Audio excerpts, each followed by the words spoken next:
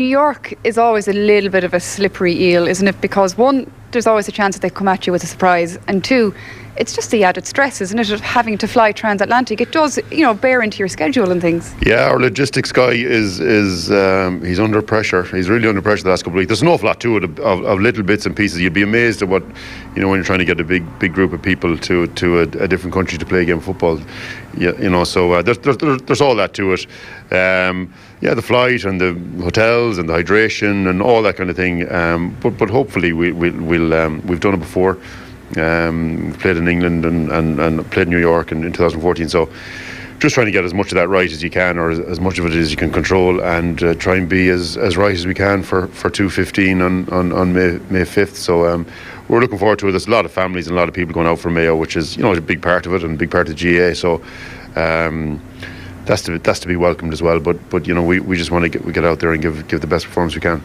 I've spoken to other managers before about that New York gig, and the big worry is, they say, is the surface. It's different to what we have here. You're not used to it, and there's always that little worry that, that could cause an injury just because people aren't used to it. Yeah, I think the surface has been updated a little bit. It's 4G surface, same as what's in Abbottstown and a few different places. So it's different to what we play on, obviously, but we'll have a couple of games before we go out there. So I don't think that'll be an issue, And then you've New York. I knew you were going to say we can't assume anything, but we're going to assume you're going to win it.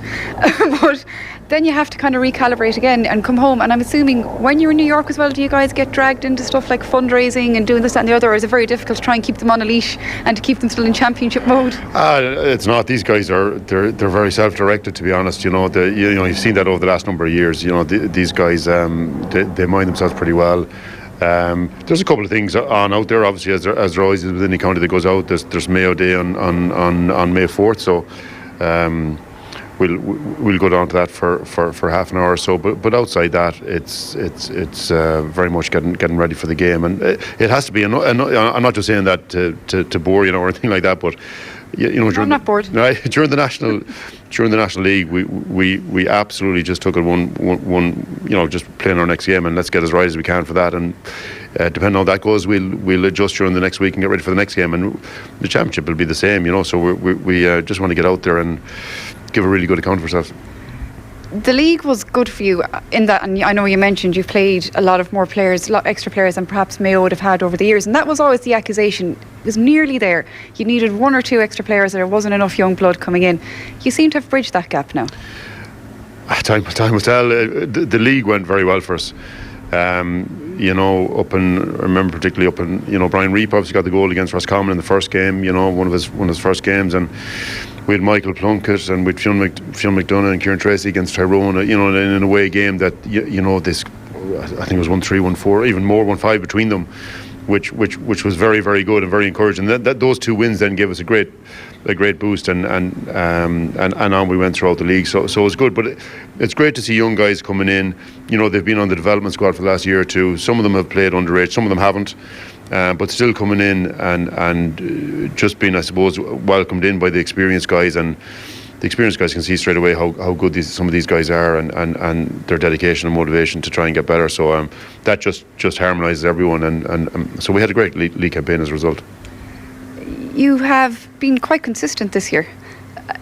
Not saying different, but just it seems to be different. Obviously, it is a very different team. You've got different players, and is there any difference to yourself, the manager, this time around? Have you brought stuff maybe from your last tenure on this go in the merry-go-round that you obviously know a lot more? Does that make you a better manager? Well, it's certainly slightly different as a manager. I think every training session you have, or every game that you play, you might tweak things a little bit for the next time you have a session or whatever. My principles are still the same of team sport and what we're trying to do. But definitely there's bits and pieces that you do very, very, you'll do differently, and you'll try different things, and maybe some of the stuff that bothered me last time, it's sort of not really that important in the greater scheme of things. So maybe I spend less time worrying about that and more time on what's important. So look, I'm really enjoying it and looking forward to the next game. What bothered you before? Nothing really. No, there's always bits with the GA. And inter-county teams, you're always trying to push things and try and get whatever you can to help the team develop. and sometimes there's a bit of pulling and kicking and screaming to try and achieve that. So, but thankfully we're in a good place at the moment, and all things are heading one way. Are the purse strings looser this time around from the county board? Is that what you're trying to say politely? No, I'm not at all. But it's important that everyone works together on it, and look, there's nothing like winning a couple of games either to help things along. So we're very aware of where we are and what we're trying to do, and we're just going to stick at that. This famed club window that we now have during the month of April, how does that affect your preparations? It's difficult. The whole fixtures list is difficult for clubs and county, and as a club manager, so I know both sides of the story. The April thing, I'm not sure how it's working. In Mayo they played a couple of league games and they played a championship match. A lot of the games then will be without their county players, and it's similar in a lot of other counties. So it's difficult. I don't have a solution. I don't have the answer, but certainly. We sat down with the county board and the CCC at the beginning of the year, and we agreed what needed to be done and what didn't, and we've stuck to that. So again, it's worked fairly well. I think where there's clarity, and the clubs have clarity as well. That's the start. But certainly there's a lot more that's needed to get it right. Yeah, because obviously you would have done the club managing as well, and it must be absolutely painful to know you have this month but not know you have the month, not know what the fixtures are. Then you might play 1 or 2 championship games if you're lucky, and then you're gone for months. I don't know what the solution is either, but it's just very difficult to plan when you don't have certainty. Yeah, and club management is probably harder than in some ways for planning purposes than inter-county, in that. I was involved with the club last year, and at one stage they had 8 on the Mayo under-20, 3 on the Mayo Senior. So you didn't know at the under-20 level when or how many players you'd have. So it becomes very, very difficult to have right training sessions and bits and pieces, and that's where the frustration comes from. So absolutely appreciate. Now the under-20 has changed. The times of it have changed this year, but it's difficult, and I haven't heard the right solution out there yet. So. Definitely need to get the right people around the table and just thrash it out. Finally, as a Galwegian, much as it kills me to say it, I've always argued that Mayo are probably the most consistent team in Gaelic football in Ireland. Since the mid-90s, they've been there or thereabouts. And OK, the final hurdle, you could say it hasn't worked out. But if you were to look kind of overall performance, it's amazing what a county this size has achieved when you think of the small pool of players.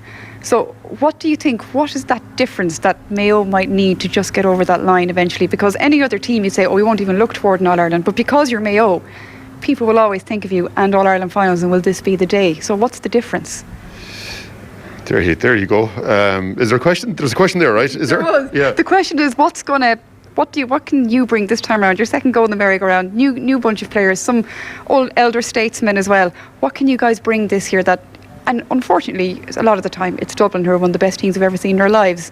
What can you bring to maybe surmount those hurdles when they come later in the summer? Look, all and I know you're going to say first game first, but it's Mayo, so we have to think about July and August. The answer is going to be way shorter than the question, right? But basically, I'm just looking forward to working with the players. We're working really hard on a couple of elements of our game. We really are. We've identified them. We think there's something that we can do there that might make us a little bit better in this regards in certain games, certain things. So we've 4 or 5 things identified. We're working hard on them, and hopefully that will improve our performances in games.